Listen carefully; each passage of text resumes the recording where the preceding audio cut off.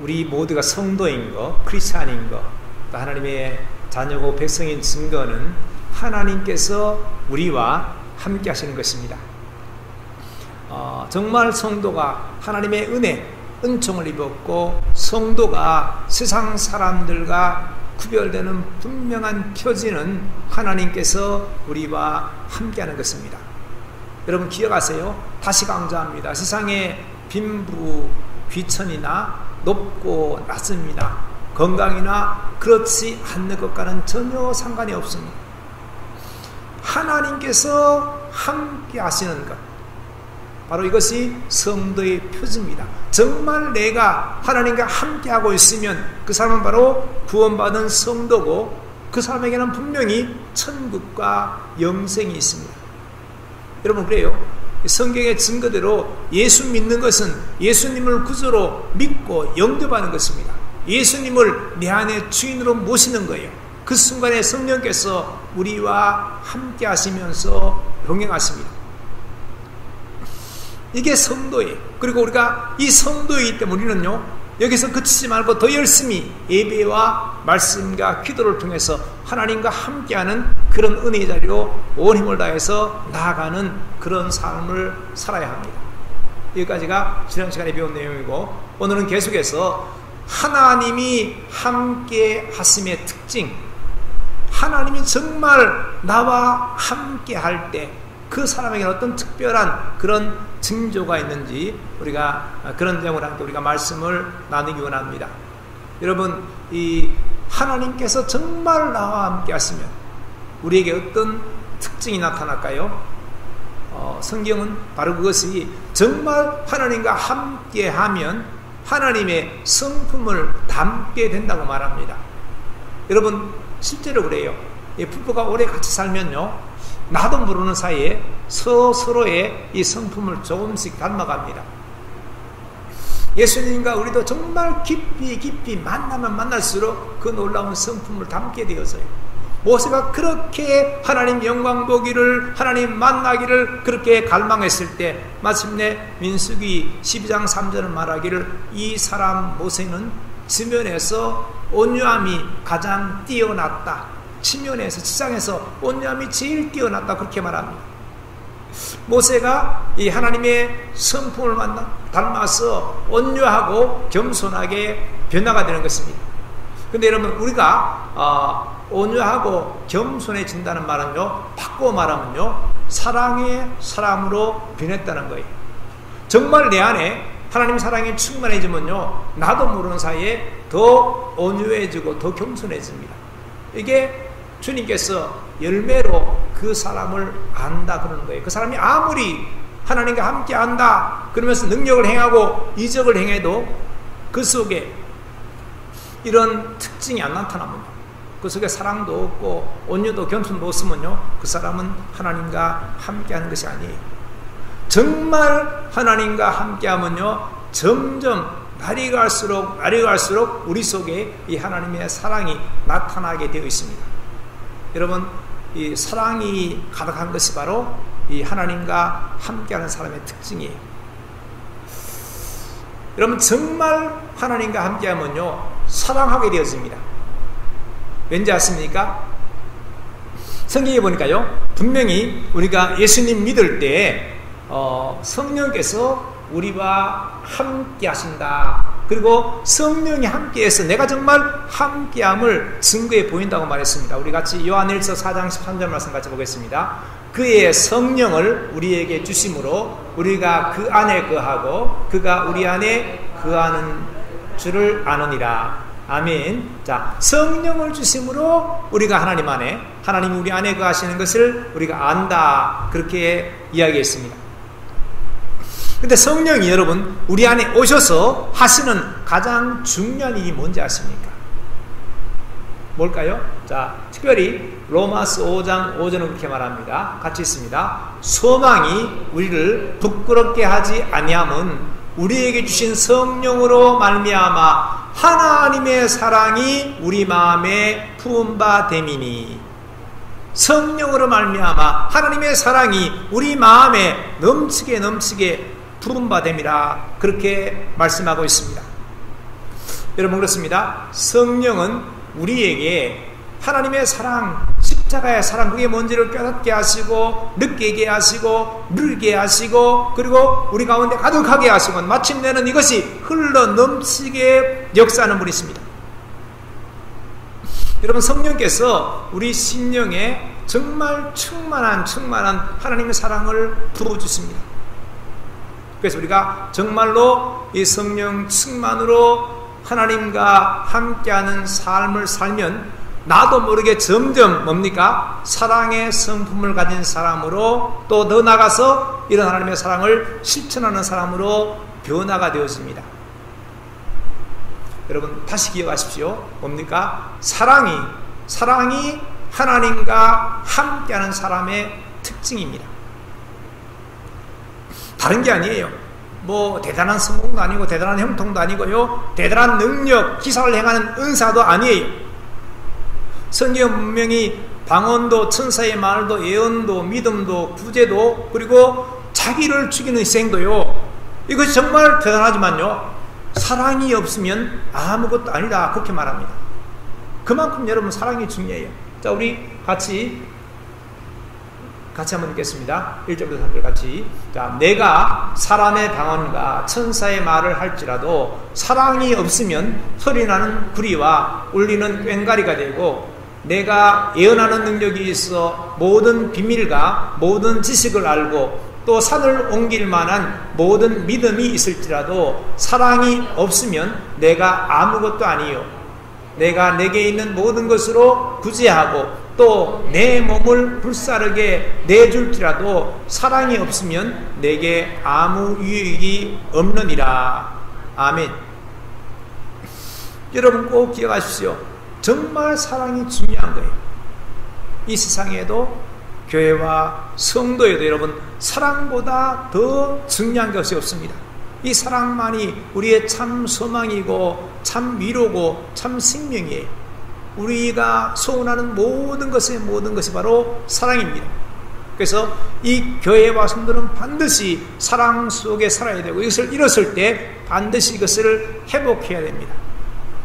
여러분, 요한계시록에 보면요, 예수님께서 에베소 교회를 향해서 이런 책망을 하십니다. 너희가 첫사랑을 잃었다는 거예요.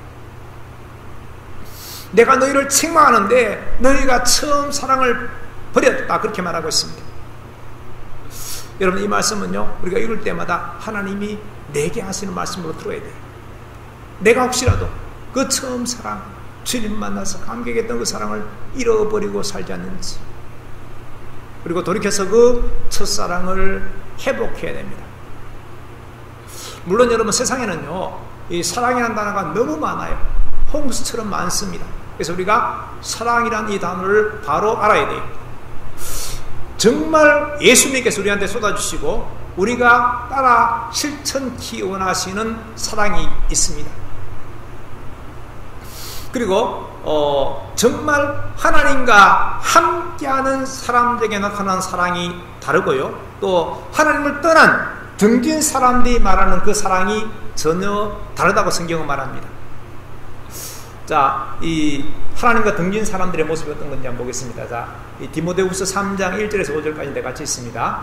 너는 이것을 알라. 말세에 고통하는 때가 이르러 사람들이 자기를 사랑하며 돈을 사랑하며 자랑하며 교만하며 비방하며 부모를 거역하며 감사하지 아니하며 거룩하지 아니하며 무정하며 원통함을 풀지 아니하며 모함하며 절제하지 못하며 싸나우며 선한 것을 좋아하지 아니하며 배신하며 저급하며 자만하며 쾌락을 사랑하기를 하나님 사랑하는 것보다 더하며 경건의 모양은 있으나 경건의 능력은 부인하니 이런 자들에게서 내가 돌아서라.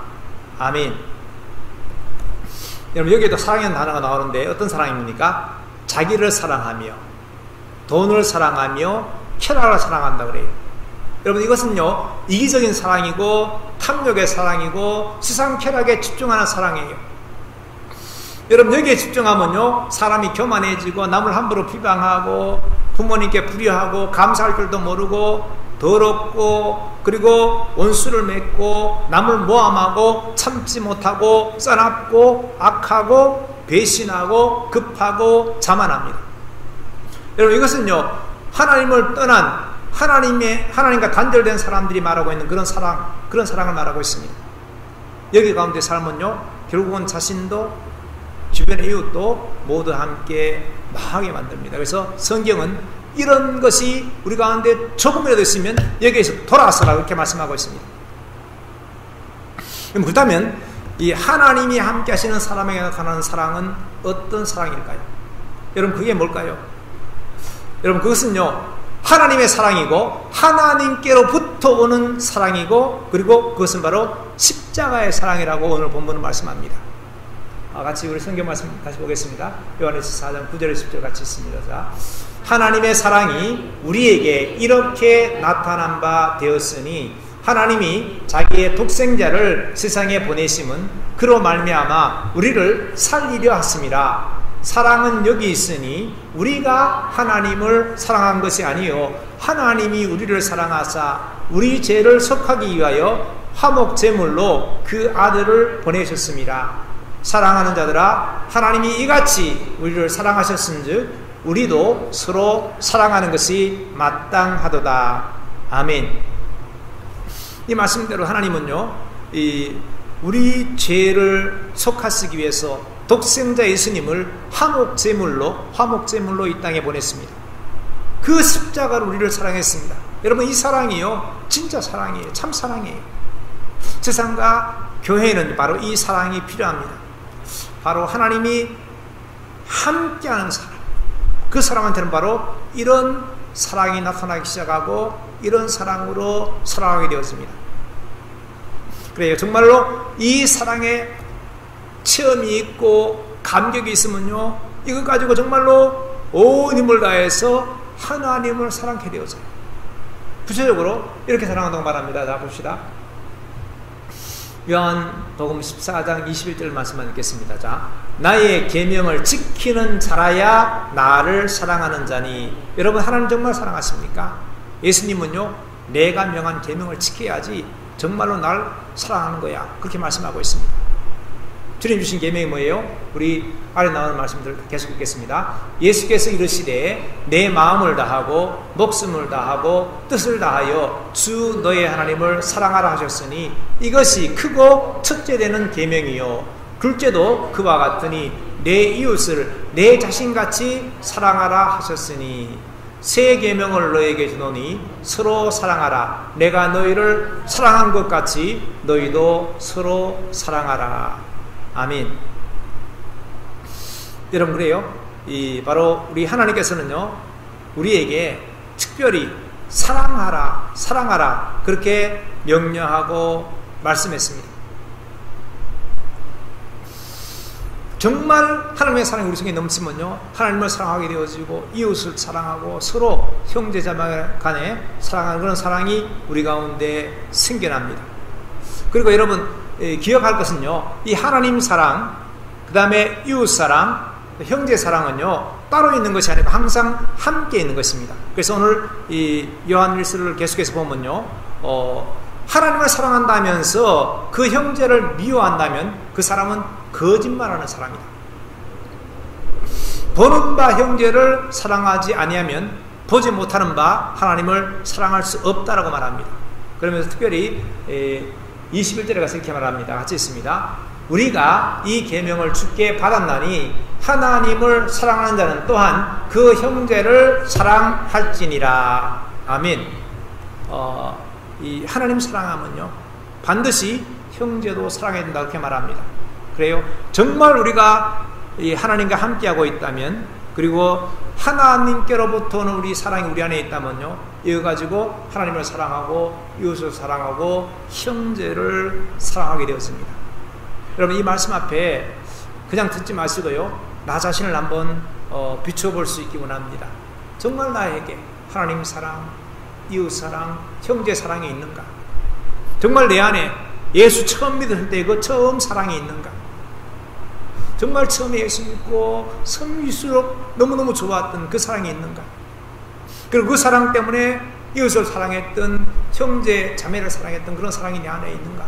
그리고 그 사랑이 넘쳐나서 이 땅에 예수 몰라서 죄 가운데 죽어가는 그 영혼들에게 가서 복음을 전하기 원했던, 그 일에 헌신했던 그런 사랑이 있는 걸 한번 점검해 보시기 바랍니다. 여러분, 세상의 참 사랑은요, 오직 하나님께로부터 사랑입니다. 아무쪼록 이 사랑이 우리 가운데 넘쳐서 이렇게 하나님을, 이웃을, 형제 자매를, 죽어가는 영혼들을 사랑할 수 있기를 간절히 소원합니다. 자, 근데 여러분, 하나님의 사랑 많이 들었는데, 여러분, 이 하나님의 사랑이 구체적으로 어떤 사랑이에요? 이걸 알 필요가 있습니다. 여러분, 이 하나님의 사랑은요, 저는 이 성경을 보다가 느낀 게, 깨달은 것이, 한마디로 하나님의 사랑은 불쌍히 여기시는 사랑이라 그렇게 말할 수 있습니다. 불쌍히 여기시는 사랑. 자, 우리 마태복음 말씀부터 한번 보겠습니다. 자, 같이 있습니다. 무리를 보시고 불쌍히 여기시니 이는 그들이 목자 없는 양과 같이 고생하며 기진함이라. 아멘. 자, 예수님께서 우리 사람들을 보실 때 불쌍히 여겼습니다. 이것이 예수님께서 우리 사람들에게 쏟으시는 사랑이에요. 그래서 예수님 시대에 수많은 사람들이 이 사랑을 알고는 예수님께 나가서 이런 간구합니다. 소경도, 나한 자도 나가서 다윗의 자손 예수여, 나를 불쌍히 여겨 주시옵소서. 그러면요, 주님께서 그를 불쌍히 여기는 놀라운 사랑을 통해서 그 병을 고치고 치료했습니다. 그리고 성전에 와서 기도했던 한 세리 역시도 하나님께 나가서, 하나님, 나는 죄인입니다. 나를 불쌍히 여겨 주시옵소서. 그렇게 간구했을 때 그 사람이 구원받고 의롭다 칭함받고 돌아가게 되었습니다. 여러분, 사실 우리가 주님 앞에 나와서 간구해서 받아야 할 가장 중요한 것 중에 하나가 바로 이거예요. 하나님, 나를 불쌍히 여겨 주시옵소서. 하나님, 나를 불쌍히 여기시는 그 사랑을 나에게, 내 삶에, 내 지금 형편 속에 쏟아부어 주시옵소서. 그 기도 많이 하세요. 이게 여러분 참 중요해요. 왠지 아십니까? 이게 불쌍히 여긴다는 이 말이 영어로요, compassion인데, com은 여러분 아시는 대로 together, 함께 한다는 뜻이고요, passion이라는 말은요, 고통, 아픔입니다. 그러니까 같이 아파한다는 거예요. 우리가 하나님께 하나님, 나를 불쌍히 여겨주시옵소서 할 때 하나님께서는 내 아픔, 고통을 공감, 이해하시고 함께 아파하시는 거예요. 근데 여러분, 이게 전부가 아니에요. 여러분, 이 헬라어 언어의 뜻은요, 더 강력한 뜻이 있습니다. 자, 이 불쌍히 여기다, 이 말을 그냥 한국말로 제가 적었는데, 이 헬라어로요, 스플랑크니마조인데, 같이 한번 읽겠습니다. 스플랑크니마조. 근데 그 뜻이요, 마음이 움직인다, 동정심을 느낀다, 불쌍히 여긴다, 간절히 열망한다는 뜻입니다. 근데 여러분, 이 스플랑크니마조가요, 원래 어원이요, 스플랑크논이에요. 스플랑크논. 근데 여러분, 이 어원의 뜻은요, 우리 내장, 간장, 창자를 뜻해요. 여기에서 이 내장, 창자를 뜻하는요, 스플랑크논에서 스플랑크니마조라는 이 단어가 나왔다는 겁니다. 불쌍히 여긴다는 그 단어가 나온 거예요. 여러분, 다음으로 도대체 저게 뭔데 내장에서, 이 창자에서 불쌍히 여긴다는 그런 단어가 나왔을까? 그런 의문이 들 겁니다. 근데 여러분, 사실 이 강한 사랑은요, 우리 내장의 느낌하고 깊은 연관이 있습니다. 뭔가니까, 여러분, 우리말에도 애간장이 탄다, 그런 말이 있죠. 이건 더 강조하는 말인데, 우리 간장요, 우리 간과 장이 다 탄대요. 그 다음에 또 뭐 간장이 끊어진다는 그런 말도 있습니다. 하여간 우리 마음하고 우리 그 장의 어떤 아픔이나 이 건강하면요, 깊은 연관이 있습니다. 여러분, 마음이 너무너무 아프면요, 사실은요, 이 창자가 끊어지는 것 같은 그런 아픔이 있다는 그런 뜻입니다. 그래서 우리 말 가운데 특별히 단장의 아픔 그런 게 있습니다. 그죠? 단장. 끊을 단자, 장. 장이 끊어지는 아픔. 여러분 얼마나 아픈지 몰라요. 창자가 끊어지는 아픔.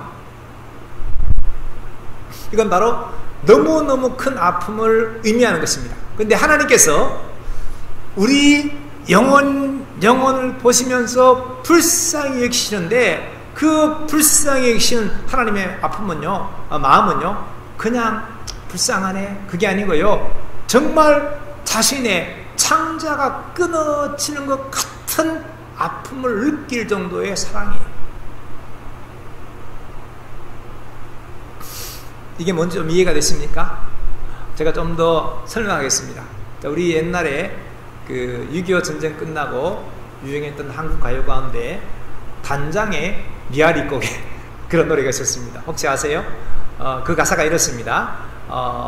미아리 눈물곡에 님이 넘든 이별곡에 화약 연기 앞을 가려 눈 못 뜨고 헤매일 때 당신은 설사줄로 두 손 꼭꼭 묶인 채로 뒤 돌아보고 또 돌아보고 맨발로 절며 끌려가신 이 곡에 한많은 미아리 곡에 이전은 이렇습니다. 아빠를 그리다가 어린 것은 잠이 들고 동지 섣달 기나긴 밤 북풍 한설 몰아칠 때 당신은 감옥살이 그 얼마나 고생하오 10년이 가도 100년이 가도 사로만 돌아오소 울고 넘든 이 곡에요 한많은 미아리 곡에 그런 노래가 있는데 이게 뭐냐니까요. 이 6.25 때 북한 공산군들이요 후퇴하면서 자기 남편을 포로로 잡아간 거예요. 근데 그 남편을 봤던 그 마지막 장소가 미아리 곡이었답니다. 여기에서 남편이 철사줄에 묶여갖고 신발도 없이 맨발로 막 절면서 그러면서 계속 자기를 돌아보면서 끌려가는 그 모습을 봤습니다. 이런 생이별했던 끌려갔던 그 남편을 생각하는 그 아내의 마음이 여러분 어떻겠습니까? 그냥 보통 그냥 보고 싶다 그립다 그 정도가 아니었어요. 정말 그 단장의 아픔 뭔가 창자가 끊어진 것 같은 그런 아픔 그런 그리움 그런 사랑의 마음이 그 아내의 마음속에 있을 거예요. 여러분 이런 것이 바로 단장의 마음입니다. 그리고 오늘 이 주보 생명의 셈에 더 강력한 이야기를 들었습니다. 실제로 중국 옛날 오래된 책에 세설신어라는 그 책의 출면편에 나오는 이야기인데 이런 이야기입니다. 자, 진나라의 이 환온이라는 사람이 총나라를 정벌하기 위해서 이 많은 배에다가 군사를 싣고 가는 거예요. 양자간을 타고 가다가 이 삼협이라는 곳에 이르게 되었습니다. 이것은 실제로 지금도 수찬과 후베이의 경계로서 아주 험준한 곳입니다. 근데 여기를 지나면 산병사가 새끼 원숭이 한 마리를 잡아옵니다. 근데 이 자기 새끼를 빼앗긴 어미 원숭이가 이 한 온이 탄 배를요 100몇 개 계속 따라오면서 계속해서 무는 거예요. 따라오면서 그러다가 이 배가 이 강폭이 좁아지는 곳에 막 지날 무렵에 어미 원숭이는 더 참지 못하고요 자기 몸을 날려서 뱃속으로 배위로 뛰어 들어온 겁니다. 그렇지만요 이 어미 원숭이는 자기 새끼를 구하기 위해 정말로 그 일념으로 애를 키면서 막 온 힘을 다해서 달려왔기 때문에 배에 뛰어오르자마자 죽고 맙니다. 그때 병사들이 이 죽은 원숭이 배를 갈랐는데 보니까요 그 속에 실제로요 그 창자가 토막 나 있더랍니다. 이 자기 새끼는 어미의 마음이 얼마나 아팠던지 창자가 다 끊어진 거예요. 이걸 보고 실제로 이 배 안에 사람들이 다 놀랐고 그리고 이 말 들었던 한원이 그 새끼 원숭이를 다 풀어주고요 그리고 원숭이를 잡았던 그 병사를 매질하고 쫓아버렸다는 그런 일화가 있습니다. 여러분 이 어미 원숭이의 마음 참 짐승인데 놀랍지 않습니까? 여러분, 그렇다면요, 하나님의 마음 한번 생각해 보세요. 하나님께서 자신의 형상으로 정말 함께해서 사랑하기 위해서 지었는데 그 사람이 죄짓고 하나님을 떠나서 죄의 노예가 되어서 영원한 지옥 파멸로 끌려가고 있습니다. 이걸 보고 계신 우리 하나님의 마음이 여러분 어떠하겠습니까? 그냥 불쌍해, 그 정도의 마음이었을까요? 우리 예수님은요, 오늘 성경 말씀대로 목자 없는 양같이 고생하며 기진하는 그 무리를 보시고 불쌍히 여겼습니다. 이것은 보통 동정심이 아니에요. 이것은 정말로 단장의 아픔, 창자가 끊어지는 아픔으로 그들을 사랑하시는 거예요. 주님께서 우리를 보실 때마다, 우리가 어려운 형편 속에 있을 때마다 주님께서는 그런 단장의 아픔의 사랑으로 우리를 지키시고 보신다는 겁니다. 하나님께서 정말 이렇게 우리를 너무너무 사랑하시는, 단장의 아픔으로 사랑하시는 그 사랑을 어떻게 표현했습니까? 어떻게 그 마음을 나타내 보였습니까? 오늘 요한일서 4장 9절 10절은 그렇게 말합니다. 같이 한번 읽겠습니다. 하나님의 사랑이 우리에게 이렇게 나타난 바 되었으니 하나님이 자기의 독생자를 세상에 보내심은 그로 말미암아 우리를 살리려 하십니다. 사랑은 여기 있으니 우리가 하나님을 사랑한 것이 아니요 하나님이 우리를 사랑하사 우리 죄를 속하기 위하여 화목제물로 그 아들을 보내셨습니다. 아멘. 여러분, 그렇습니다.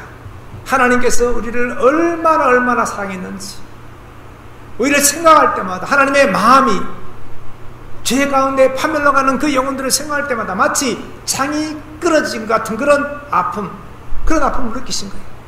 그리고 그 사랑의 마음이 오죽했으면 우리 죄인을 살리기 위해서 하나밖에 없는 독생자 예수님을 이 땅에 보내시고 그 예수님을 십자가의 화목제물로 주셨을까요? 하나님은 아무 받을 자격도 없는 죄인들, 오히려 심판받아 마땅한 그 죄인들을 너무너무 불쌍히 여겼습니다. 단장이 끊어지는 아픔으로 사랑하셔서 그 죄인을 구원하시기 위해서 이 죄인들의 죄 대신에 하나님의 아들 독생자 예수께서 십자가에 처참하게 달려서 피 흘리며 죽으시는 그 아픔을 불사했습니다. 그렇게 하나님은 자신의 생명을 쏟아서 우리 죄인을 사랑하십니다. 그것이 하나님의 사랑이고 십자가의 용서의 사랑이고 우리를 구원하시는, 우리를 다시 사랑하시는 하나님의 놀라운 사랑입니다. 여러분, 이것이 하나님의 마음이에요. 이제 우리도 이 사랑 깨닫고 감사해서 정말로 이런 사랑으로 하나님을 사랑하는 그런 사람 될 수 있기를 소원합니다. 그리고 나가서 이 사랑으로 이웃을, 형제를 사랑할 수 있기를 원합니다. 정말 우리 마음속에 이런 단장의 아픔의 마음, 그 사랑의 마음이 있으면요, 불쌍히 여기고 긍휼히 여기고 용서할 수 있습니다. 가정에서 부부 사이에, 가족 사이에, 부모 자식 사이에, 그리고 교회에서 이 성도들 사이에 이 사랑이 정말 필요해요. 이 사랑이 있어야지요, 우리는 이 죄 가운데 추구하는 그 영혼들을 건져내는 그 일에 헌신할 수 있게 되었습니다. 전도할 수 있게 되었어요. 어떻게 하면 여러분 이 사랑으로 정말 우리가 사랑을 실천하는 그런 삶을 살 수 있겠습니까? 우리가 결심하고 오늘부터 말씀드렸으니까 노력해야지, 그러면 될까요? 아니에요. 우리 의지, 결심, 힘은요 한계가 있습니다. 금방 바닥이 나요. 어떻게 해야 됩니까? 그래요? 다른 방법 없습니다. 나를 그 장이 끊어지는 아픔으로 사랑하시는 하나님의 사랑, 그 주의 사랑을 먼저 많이 받아야 돼요. 흘러 넘치게 받아야 돼요. 그렇게 하나님의 사랑이 충만해야지 우리 마침내 이 사랑을 나누어 흘러보내는 그런 삶을 살 수 있습니다. 여러분, 이 사랑 우리가 받기 위해서 예배드리는 거예요. 이 사랑 받기 위해서 말씀 읽고 기도하는 겁니다. 간절히 사모하면 성령께서, 로마서 말씀대로 성령께서 우리 마음속에 이 놀라운 단장의 아픔으로 우리 죄인을 사랑하시는 그 사랑을 우리 마음속에 자꾸 부어주십니다. 더 간절히 사랑하는 사람에게 더 많이 넘치게 부어주십니다. 사실 그래요, 여러분. 세상은요 온통 지금 사랑에 굶주려 있습니다. 우리가 이 사랑으로 충만해서 이 사랑을 나눠주면 마침내 세상 사람들도 저 사람은 정말로 단장의 아픔으로 영혼들을 사랑하시는 하나님과 함께하는 하나님의 백성이다, 하나님의 성도가 그렇게 인정케 되어지고 있습니다. 말씀을 했습니다. 여러분, 이 하나님이 함께하는 성도의 특징은요 사랑입니다. 그리고 그 사랑, 단장의 아픔으로 사랑하시는 그 사랑이 가득해서 그 사랑이 흘러넘치는 통로로 살아가는 것입니다. 우리 모두 그런 삶을 살 수 있기를 간절히 기도하고 그 은혜 속에 살 수 있기를 주의 이름으로 축원합니다. 기도하겠습니다.